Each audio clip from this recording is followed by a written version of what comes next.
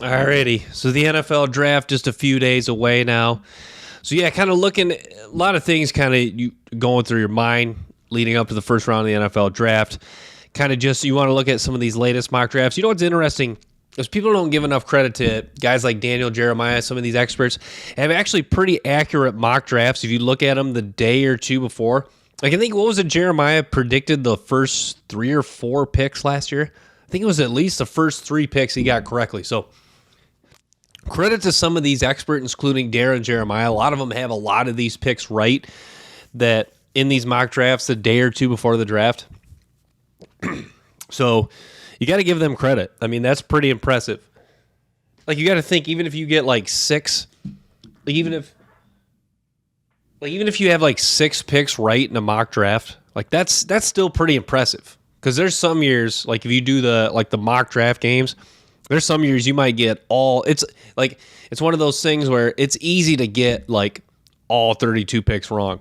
Like say Caleb Williams were not to go number 1. Like think about how many that could potentially mess up all mock drafts. I know it's not like mock drafts is something people don't take necessarily super seriously, but it's just kind of it's kind of like a fun little game. You know what I mean? Just kind of like a fun little game. It's a fun little thing to follow along with and kind of just make it more interesting. So credit Daniel Jeremiah and some of these experts in the recent years getting a lot of these mock drafts right.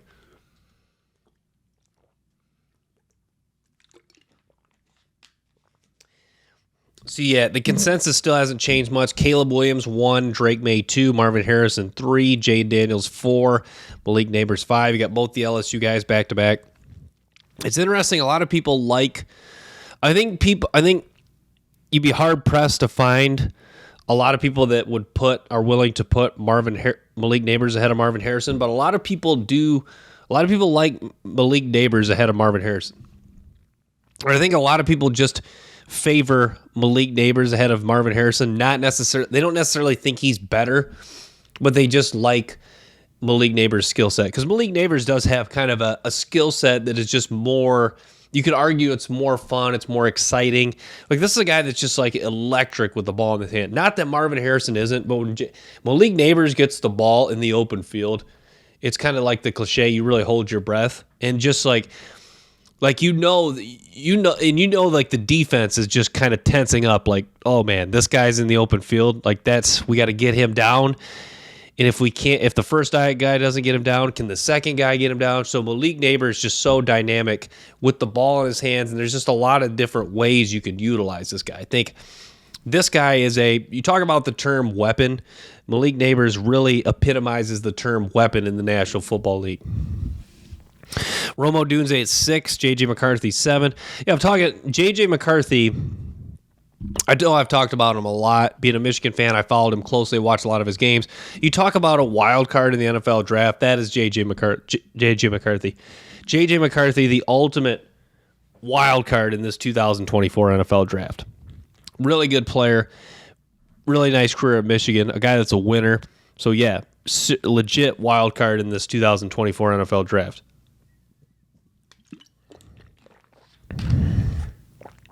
Joe Alt, number 8. I think it's hard. A lot of people would agree Joe Alt is the top offensive tackle. Dallas Turner, number 9, the top edge rusher. Brock Bowers, number 10, the top corner. Terran Arnold, number 11. Terran Arnold, number 11, the top corner. And then Brock Bowers, the 10th overall, the number 1 tight end. It was interesting. Brock Bowers, I think, was as high as number 2 in the consensus rankings. But yeah, Brock Bowers, that's the ultimate. Two guys that are really going to make this NFL draft intriguing. Where J.J. McCarthy goes, where Brock Bowers goes, those are 2 guys that are really. It's going to be fascinating to watch where these 2 guys go. So let's take a look. The Athletic did a mock draft using the projection model consensus board to make the best picks. So I assume they're following along with this consensus board website, a mock draft database. I assume that this is what they're referencing when they do this.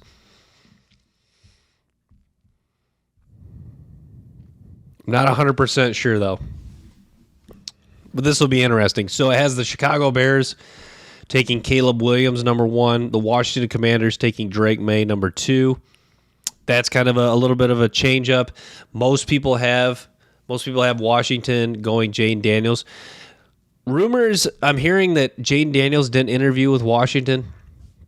Now, if you look at Washington quietly, has been it's a bad organization. And you know why?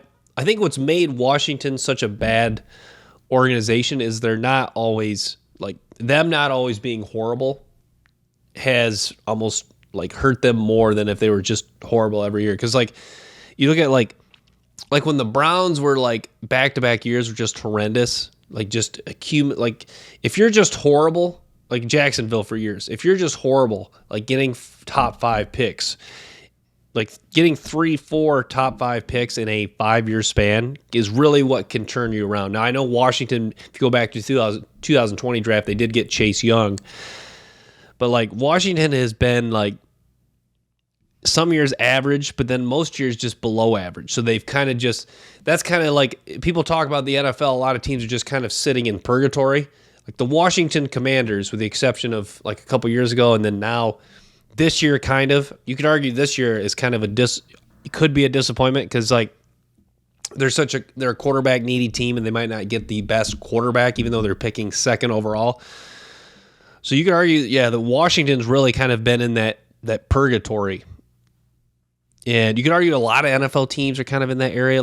The Saints, honestly. The Saints kind of are entering purgatory. The Giants, the Jets a little bit. A lot of teams that are just very average. The Vikings. So, Washington taking Drake May. Let's pull up Washington's depth chart real quick.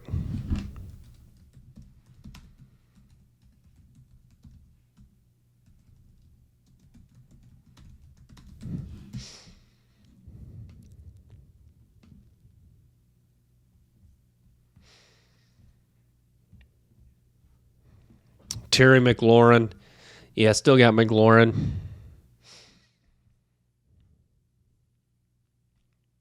I think the other thing that Washington's missing, they're missing a kind of elite players to anchor their team.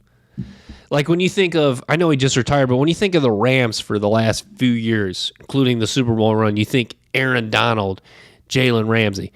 Or when you think the 49ers, you think Nick Bosa, you think Fred Warner, you think elite difference makers. When you think, what do you even think? I think you just think average with the Washington Commanders. Now, that wasn't the case last year because they were below average, but you just don't. I guess they got Bobby Wagner in free agency. I'm trying to remember some of the moves. You look at their defense, it's just a lot of, Jonathan Allen's been pretty good. Jamin Davis, a guy they drafted a few years ago. He's an athletic linebacker. Shows flashes, but I don't think he's ever going to develop into a strong, complete linebacker. I mean, they're looking at their secondary. I mean, it's just, this is you could argue Washington may be in the same boat as Carolina. They might not just be bad this year. They may be really bad. They might not just be really bad this past year in 2023. They might be really bad next year. They're just who do you even think of when you think? I guess, and they did get Austin. Okay, they did get Austin Eckler, but Austin Eckler, a lot of times running backs are as strong as their offensive line. How strong is this offensive line going to be strong enough? Or is this offense going to be good enough overall where Austin Eckler's skill set can really shine? So I think that's the thing with Washington. They're just not when you think Washington, when you think so many good teams, you think, when you think the Philadelphia Eagles, you think Jalen Hurts, you think Darius Slay, you think Lane Johnson, you think strong offensive line, Howie Roseman. What do you think when you think Washington Commanders? Maybe Terry McLaurin. That's the thing. Honestly, look, I know I've pounded the drum for the New England Patriots to take Marvin Harrison. You could pound the drum for Washington to take Marvin Harrison. I think that's a pick where that'd be one of those picks where you're okay, you're completely ignoring a need, but also at the same time, we need some elite difference makers in a hurry on this football team if we want to be at least competitive next year. I think Washington, that's the thing with Washington. Like they're kind of like, honestly, like if some, like people talk about the New England trading out of 3, I'll make the argument like for Washington at 2 to probably, they should probably trade out of 2 because like you think about like this is it. You look at this roster and you're just like, what can they do at 2? Like it's even if Jane Daniels is an elite quarterback, how much can he help this roster this year? This is potentially multiple pieces they would need. I mean, they're projected to start Cleveland Ferrell, a guy that's just, to be honest, has been a disappointment in the NFL. Juan Martin was a guy they drafted last year. I liked him. I didn't really follow how he did this year, but he was Chris Sims had him as the number 1 safety. He's a talented guy. Samuel Cosby's been pretty solid at right guard. I mean, they did some work at free agency. Jahan Dotson. But yeah, it's just like Brian Robinson. Yeah, I mean, running back should be fairly decent. But yeah, I mean, you look at Washington, if they trade back, maybe you get an interior offensive, maybe you add another offensive line to try to just at least have a solid offensive line if you're gonna have Austin Eckler and Brian Robinson. So maybe you trade back, maybe you get a guy like Graham Barton out of Duke to really just a strong run blocker to really help that running game. But all right, that's enough talking about Washington. So, back to the Athletic mock draft. We'll stay with this. So, it has New England Patriots taking Marvin Harrison. Yes, thank you. Look, I've hammered this home. I know that I knew when I posted this, I knew I'd have Patriots fans disagree with this. I knew there would be New England fans that would disagree with me putting Marvin Harrison, or me having the Patriots take Marvin Harrison, but it's just like one of those picks where it's just like you look at New England. Like New England, that's the thing. If you compare New England to Washington, New England's in a better position than Washington. But like how much, and that's the thing, like New England fans say trade down, but like if you trade down, like here's the problem with trading down. You might acquire another pick in this draft or next year's draft, but like is 2 good players, is that potentially more valuable than Marvin Harrison? Like if Marvin Harrison is who we think he is, who most, I would say probably 95% of people think he's an elite prospect and going to be an elite wide receiver. If he is who we think he is, isn't an elite player worth at least 2 good players? And that's the thing with New England. Who even, if they trade back, what are I know this is a new regime. I know it's not Bill Belichick and the old regime stretching on every pick, but I may, not to throw shade at Belichick, but be honest, they stretched on a lot of picks. They missed on a lot of picks. They missed on first round picks. So that's the thing with New England. You trade back, you trade back, maybe you hit on those picks. Or that's the thing. I don't think there's a guarantee. Like, what's the guarantee based on the track record of drafting the last few years? Now, granted, it is a new regime, but like, not even just without consideration to the regime, what are the odds that you even hit on 2 first-round picks anyways? That's the thing. A lot of people miss on first-round picks. That's why I'm holding my ground saying New England should take Marvin Harrison, just because, like, I think it's like if you miss on, it's kind of, and the media has this discussion all the time. Why sometimes picking in the top 5 is a win-win situation? Because it's one of those things where if you miss on that pick, at least you can, like, I don't know if you look your fans in the eye necessarily, but at least you can hang your head high and tell the fans, we took the guy that everyone considered to be a generational talent, an elite receiver, a difference maker, a son of a Hall of Famer.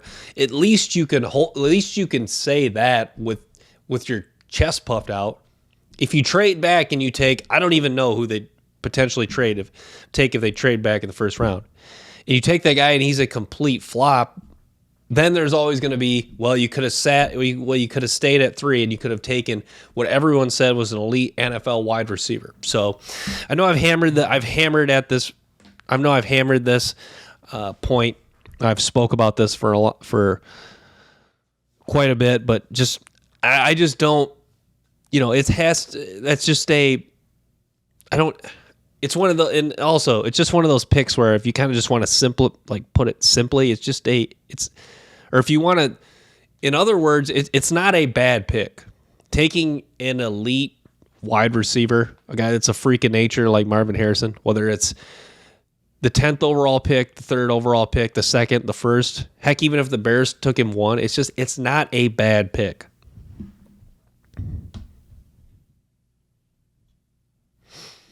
New York Giants taking Jaden Daniels. Yeah, I mean, the Giants certainly could use a quarterback. Or the Giants, a needy team. The Giants, Jaden Daniels certainly can help the New York Giants. I think a lot of people think Malik Neighbors will be the pick if they choose to sit at 6. But yeah, Jaden Daniels, the bottom line, this guy has legit running ability. This guy changes direction well. This guy just has a really good scrambler and a good football player.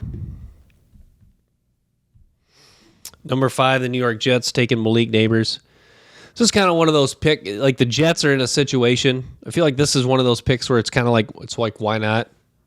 You look at the Jets. I don't know what's going to happen with Aaron Rodgers. I don't know. There's some uncertainty with the Jets.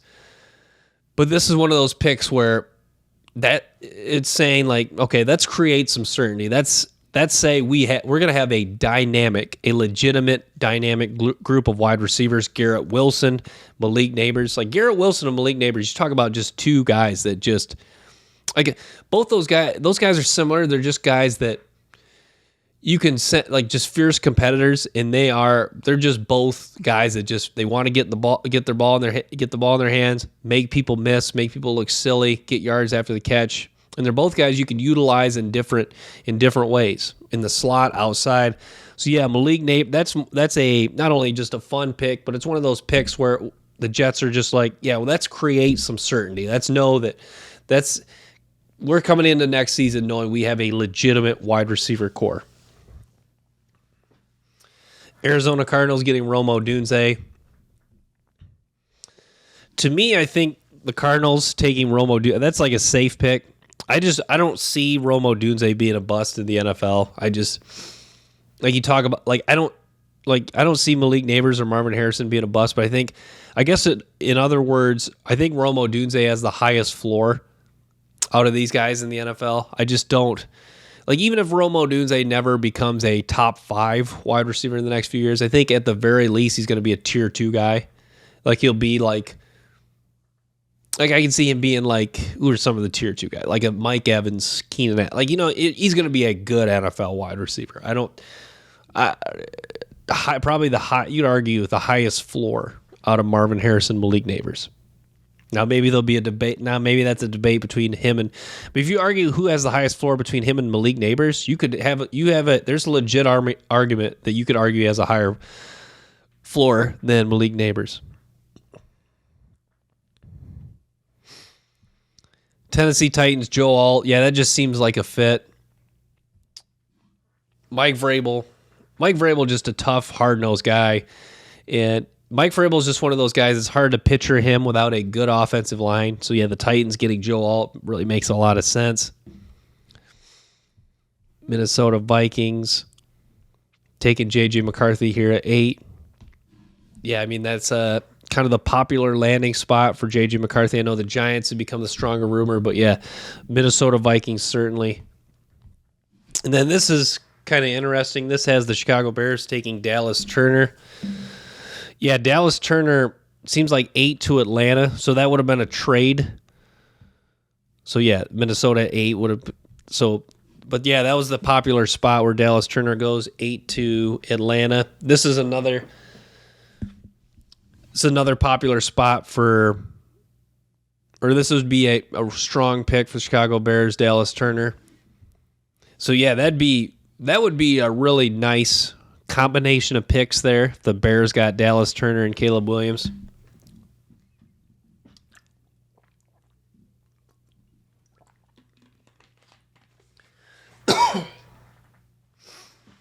So yeah, the Los Angeles Chargers taking Brock Bowers at 10.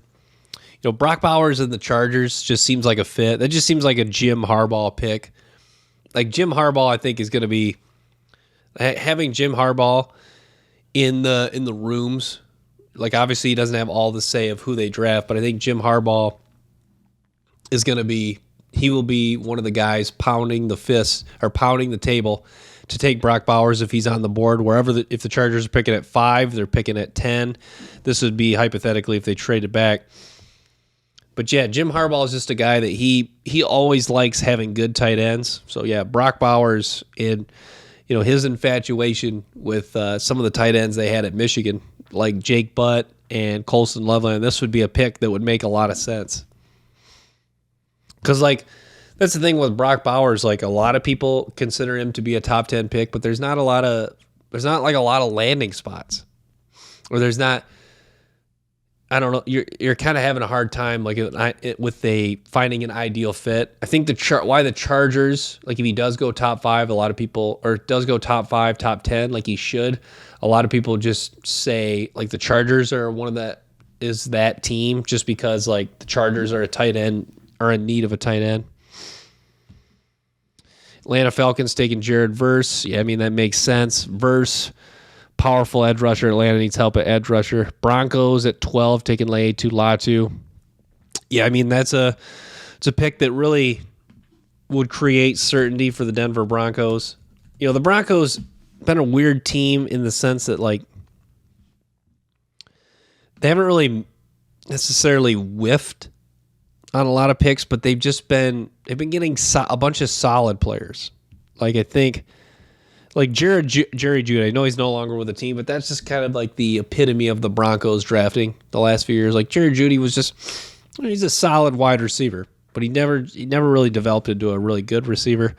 Patrick Surtain was one pick. Okay, you got to give him that. They nailed that pick. Garrett Bowles was a good pick. That's going back a few years though. But they've had some, it's been some decent picks. I mean, you look at Javonte Williams has been pretty solid at running back. Cortland Sutton has been a good receiver. Marvin Mims showed some flashes last year. I mean, Quinn Mertz, that guard they took, I can't remember if Mertz was in the last draft or 2 drafts ago. But yeah, I mean, you look at some good picks. Baron Browning has been okay. That's the thing. You look at the Broncos. It's been a lot of good, solid players they've drafted, but they've kind of just been thirsting for an elite difference maker.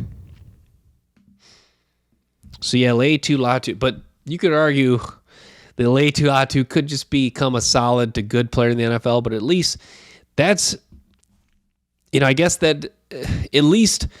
I'll say this. I guess even if he is just a good player in the NFL, then the argument is, yeah, he's just a good player in the NFL, but he's a good player at a premium position. Laiatu Latu is going to rush the quarterback. This guy can get after the quarterback. This guy is strong. He's tough. He's athletic. He can create interception. So at least even if he is only just a solid to good player, at least you have a solid to good player at a premium position in edge rusher. Las Vegas Raiders taking Terron Arnold. What a surprise. Another mock draft with the Raiders taking a corner. I think that's 3-4 years in a row with the Raiders. The Raiders are always in mock drafts people have them taking a corner, and it seems like they never do it. So yeah, but if you want to talk about this pick hypothetically, that would be a really good pick for the Raiders, because the Raiders have that's a team where the Raiders are a needy team, or not necessarily a super needy team, but they're just not, I don't know. This would be a pick where it's just okay, we finally got a guy that can truly cover one-on-one and really just get after people. So that would be a nice pick by the Raiders. New Orleans Saints, Olu Fashino. Yeah, that seems like a very realistic pick. The Saints kind of want to get back to having a strong offensive line.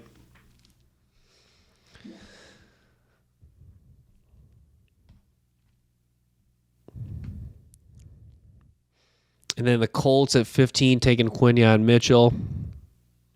Seattle at 16 taking Troy Fontenot. So yeah, we're going to kind of keep looking at mock drafts here.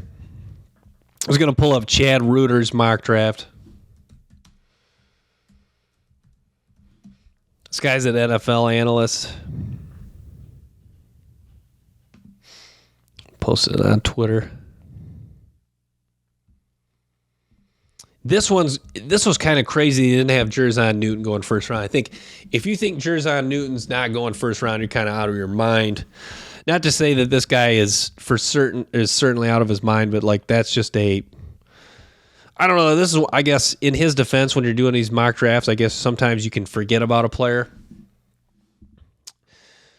But yeah, if you generally, he might not think this, but if you generally think Jerzon Newton's not going to the first round of this NFL mock draft, you're pretty crazy.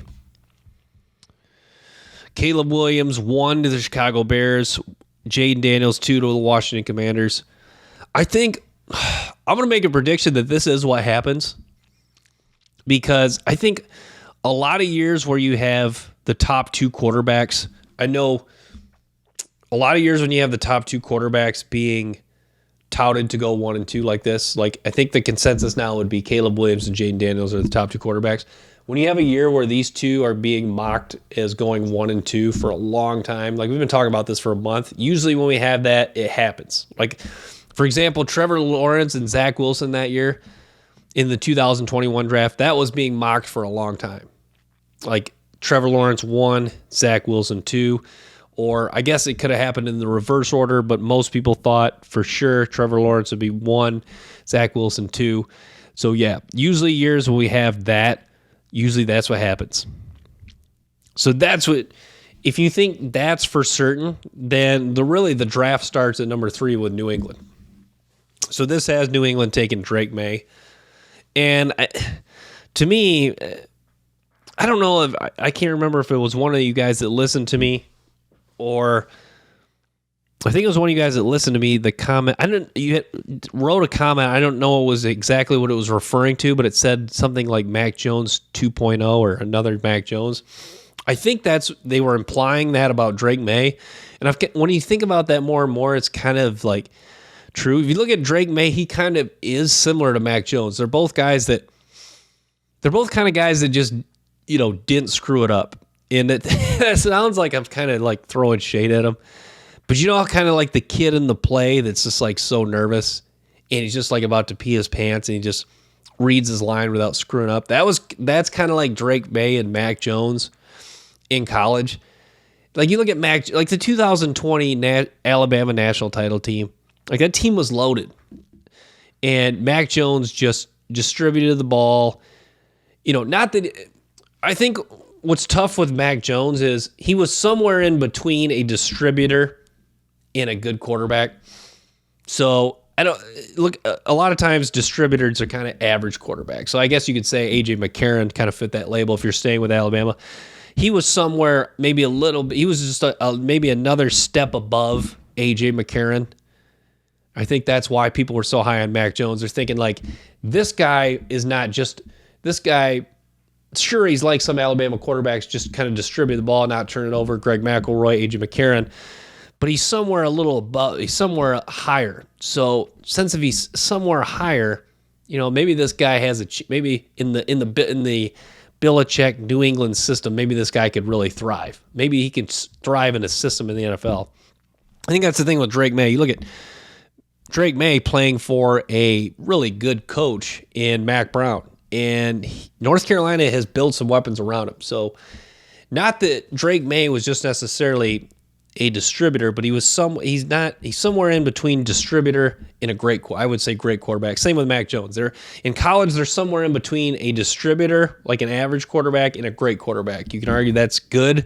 You can argue that's just above average. But a lot of times, above average and good is not good enough in the NFL. So that's my issue with Drake May. Not that I guess, I don't know. I'm really trying to articulate this point. I'm not sure if I'm doing it the best. I think the thing with Drake May is like, I think a lot of people this also kind of relates to Mac Jones. A lot of people think like just because there's not a lot to nitpick with his game, he was good in college. He has some traits, some size, mobility in the pocket, can step up in the pocket presence.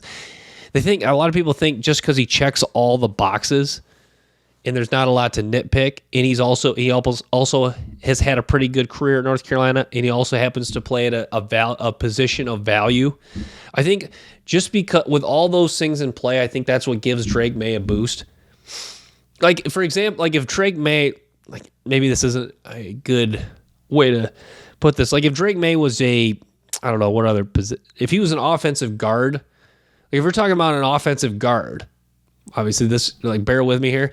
And you look at an offensive guard in this draft, I don't even know which guy you could really point this to, but if you look at an offensive guard who just does everything well, really solid player, has some size, but there's things that he's kind of lacking it. Like if you look at that offensive guard, he probably wouldn't be touted as a first round pick.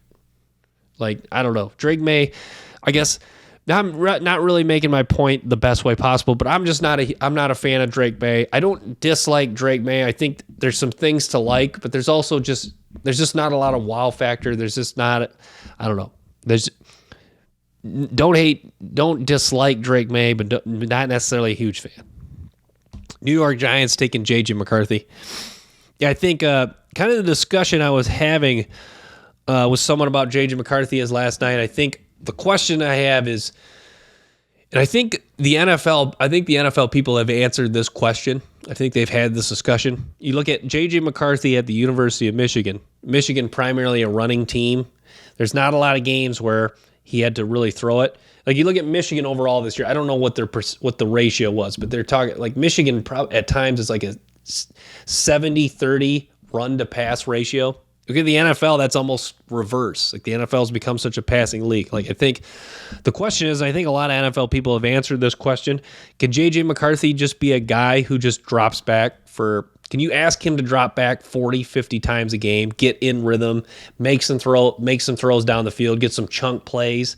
Can you ask him to do that? I think the NFL people have answered that question, yes. I think that's the reason why his draft stock's rising up. I think that's why there's a lot of rumors that he could go top 5, like to the Giants or the Jets or the Vikings, not just, top 10 at least, top 5. I think that's why you're hearing all this. I think the NFL people are sold on J.J. McCarthy.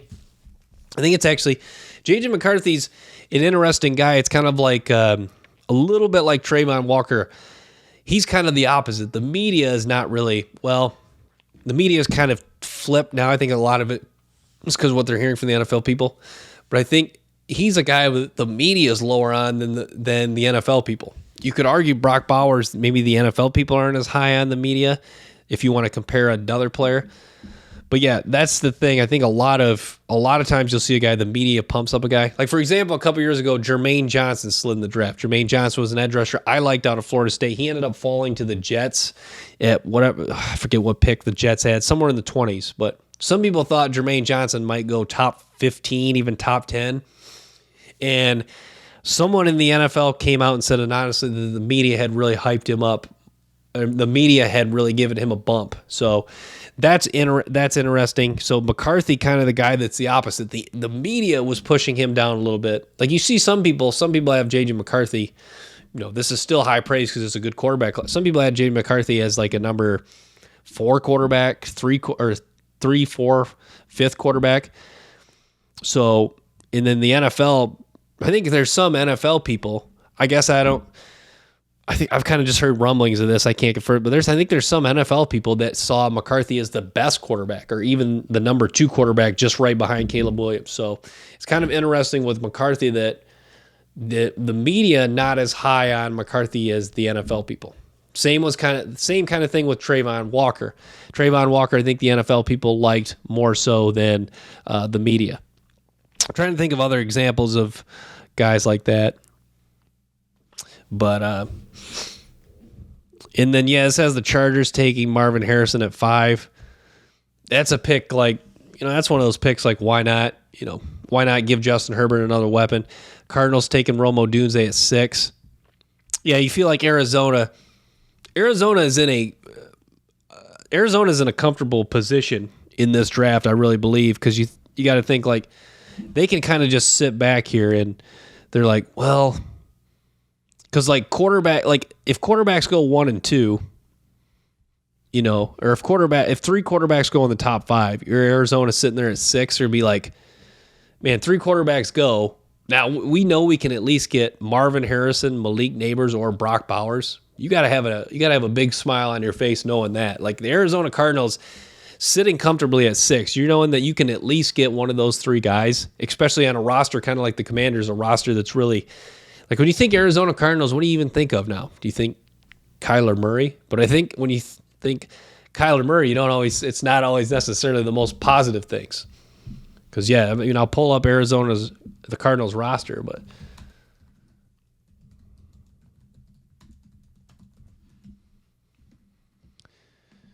I'll pull up Cardinals roster. Yeah, I mean, who do you even think of when you think the Cardinals? J.J. Watt's not there anymore. Yeah, so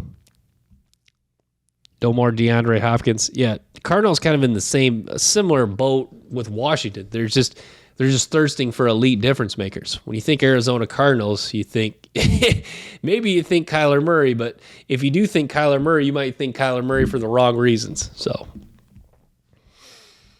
and yeah, Joe Alt 7 to the Titans. Boy, this is one of those where you talk about people getting attached to mock drafts. You feel like this is one of those where if it doesn't happen, people will be like whoever the Titans pick, you almost question, is that actually really their pick? Because so many people have penciled in Joe Alt going to the Titans that if it doesn't happen, they can't, they've already pictured Joe Alt in the Titans uniform. So yeah, whoever else they draft, you're kind of like, is that really the pick? Is this real? Is that really the pick?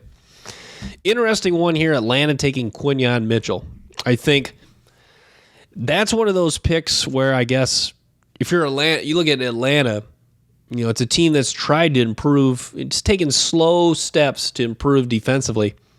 I think a lot of people in recent mock drafts have had Atlanta taking a corner. I think that's one of those where it's like they're kind of saying okay, let's just make our secondary a legit strength. Quinyon Mitchell, AJ Terrell, 2 freak of natures at corner, and then Quinyon Mitchell, a guy that has maybe even higher ups, is just kind of scratched the surface of his talent. So combining those 2, Quinyon Mitchell and AJ Terrell, that could be a really nice pairing.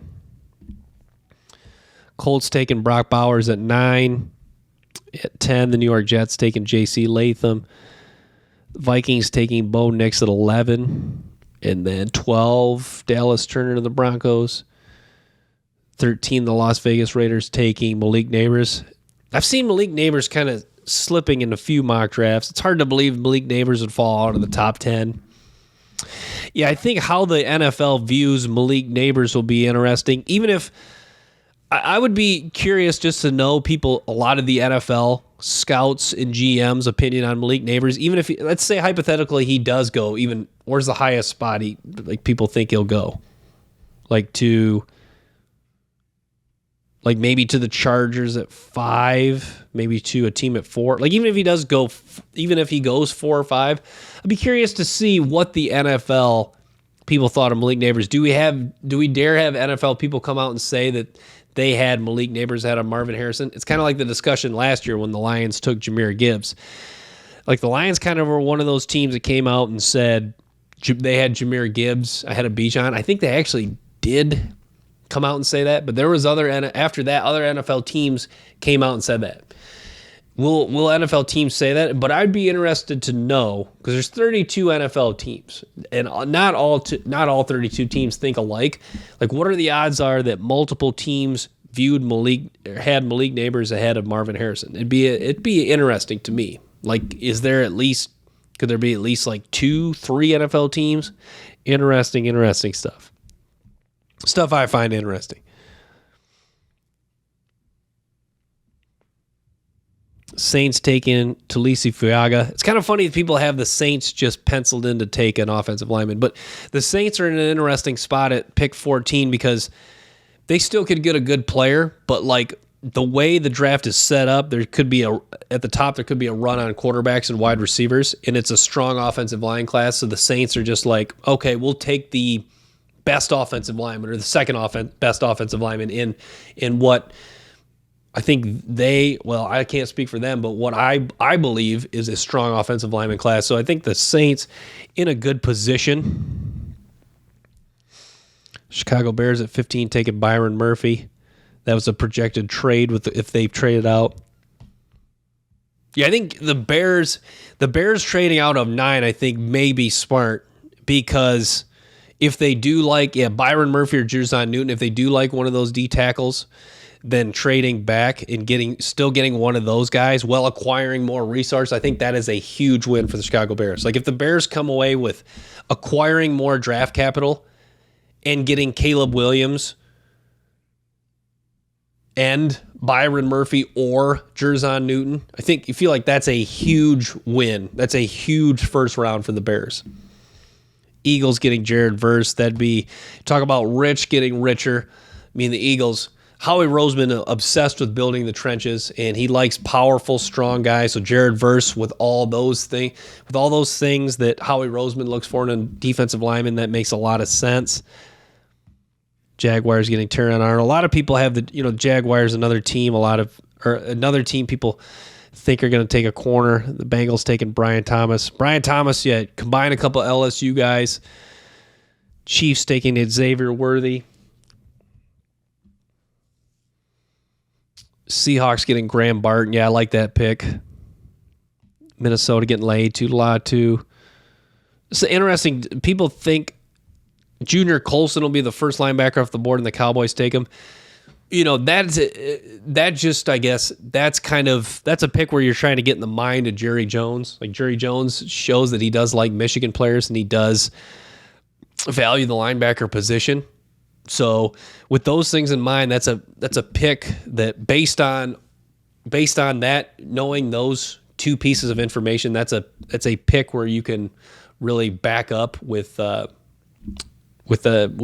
conviction, I should say. So yeah, some more picks. The 49ers taking Kool-Aid McKinstry at number 25.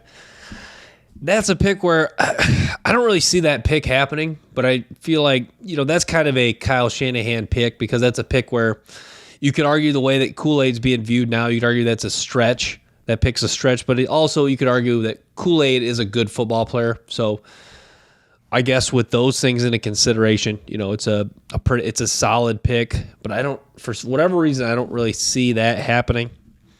Buccaneers getting Chop Robinson. I can actually see this happening because, Chop Robinson, the Buccaneers have kind of had a knack for taking pretty good players at the end of the first round. So Chop Robinson, that's exactly what he is, a pretty good player, and this is a hypothetical where he goes later first round. So I could certainly see that happening. I actually grown to really like Chop Robinson's game. I don't think he's necessarily in the tier of Jared, like the top 3 edge rushers, but I think he's not too far behind him. Like I think there's definitely elements to Chop Robinson's game that'll really translate to the NFL. Like his speed off the edge, his bend. I think he's got a good enough power to combine to really be a threat with that speed. So I like Chop Robinson. I don't necessarily love him, but I like Chop Robinson. I think there's definitely some things to like about his game. Cardinals taking Cooper DeJean. Yeah, that's another pick. Like Arizona here. Does Arizona own the 27th pick? I believe it's the 6th pick was this a hypothetical trade? So I think Arizona does own it. So that would be. You look at the Cardinals and who'd they get 6th in this? Yeah, Romo Dunze and Cooper DeJean. Now you got 2 athletes, that's 2 good football players. Like I think, just like Money in the Bank, I think if you're just saying Cooper DeJean and Romo Dunze are good football players, I think it's very hard to debate that. Like I think you could debate whether they're going to be potential elite players, but I think it's hard to debate that they're good football players. So if the Cardinals were to hypothetically get Romo Dunze and Cooper DeJean, that's a really nice first round right there. That's 2 good football players. All right, with the 28, the Buffalo Bills taking Marshawn Nealon. I'm not familiar with this guy, to be honest. I know this is bad since I have a podcast where I talk about football, but I'm not really familiar with Nealon. Detroit Lions getting Darius Robinson. Yeah, this seems like a popular pick in regards to the NFL mock drafts. Darius Robinson going to the Lions. I think just because Robinson would complement Hutchinson well because they're both kind of speed edge rusher guys who are like not overly powerful, but their combination of speed and power is similar.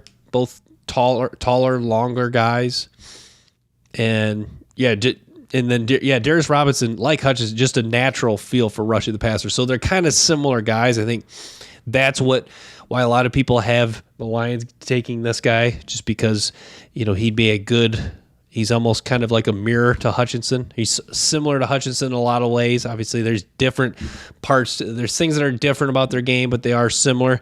So I think that's what's kind of in play here when people project that pick. Ravens getting Tyler Guyton, offensive tackle out of Oklahoma. Packers getting Roger Rosengarten, offensive tackle. Rosengarten's out of Washington. And then the Rams getting Nate Wiggins here at 32.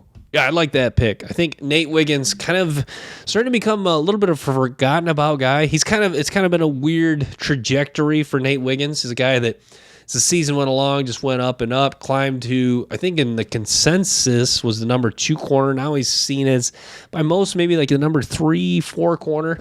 But Nate Wiggins, I think, he's a guy you talk about like Odunze's got a floor. I think, well, I guess this is debatable, but I'll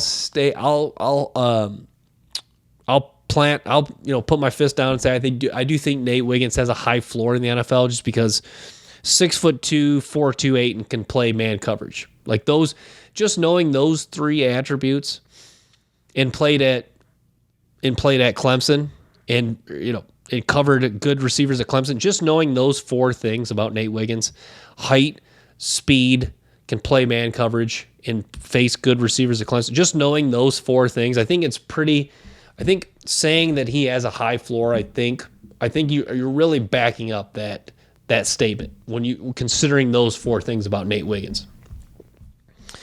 All right, yeah, this is kind of fun. We'll look at, I guess we'll do Mel Kiper's players he loves, because why not? We'll talk about this a little bit.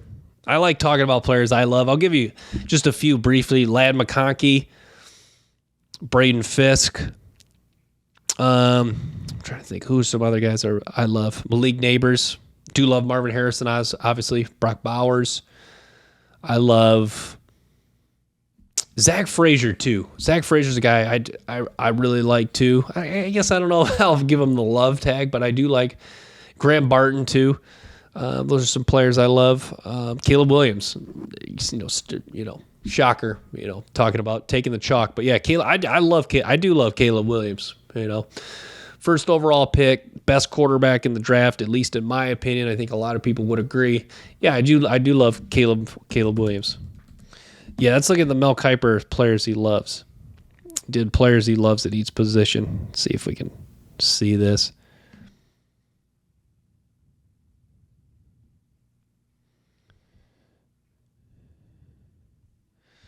Players he loves. Michael Pratt, quarterback for Tulane. He has Jalen Wright. Yeah, Jalen Wright's another guy. People are not. He's interesting because the running backs position's not getting talked a lot about. But Jalen Wright's an interesting guy because he's a consensus number 2 running back, and it's a running back class that, like I just said, is not getting a lot of hype. But you look at Jalen Wright, you're like, can make quick cuts, explosive big runs for touchdowns, ran 4.38 40, 38-inch vertical. It's a guy that just checked all the boxes, and not even just checking all the boxes, quietly just a really good player. And I think, the running back position, a couple of things working against it. The running back position not seen as valuable in the modern day NFL. And then, this running back class isn't as strong compared to other classes. So Jalen Wright just kind of, with those 2 things out there, Jalen Wright just kind of suffering from those couple things a little bit. But Jalen Wright just a really good football player.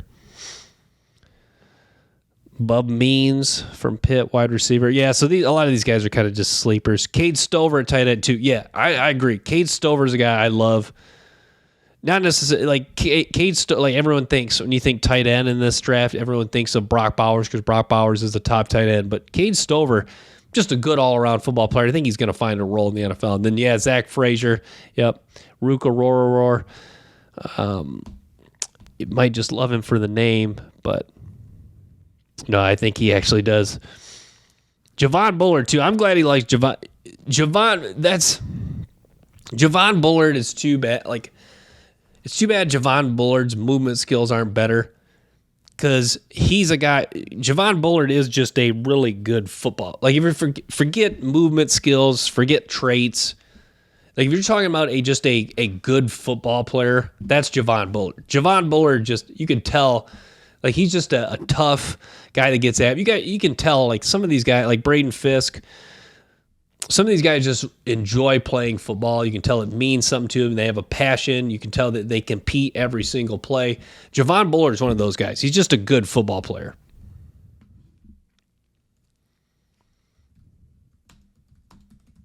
Look at more of these mock drafts, because why not? Kelvin Watkins. I don't even know who this is.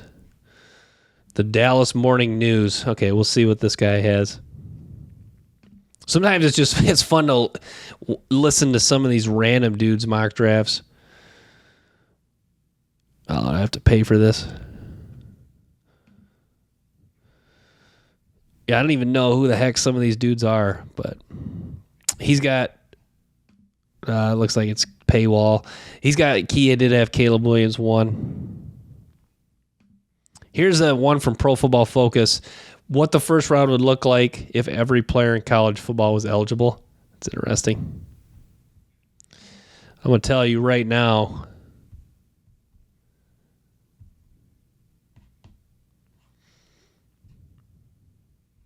Doesn't it? Wow. Will Johnson. Will Johnson, Will Campbell would certainly be in the mix. They had him. Yeah, that would be interesting to have a mock draft, or to have a draft where all guys, like, I guess you couldn't do it for a year because that wouldn't make sense, but to have, like, hypothetically, if everyone was draft eligible, yeah, Will Campbell, Will Johnson, certainly two names to know for next year's draft.